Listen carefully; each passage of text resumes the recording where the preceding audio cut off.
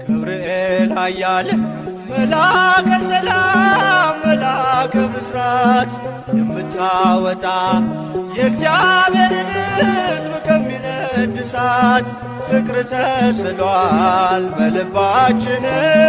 ፊት ቆመናል ባርከን ብለንም ገብርኤል ኃያል መልአከ ሰላም መልአከ ብስራት የምታወጣ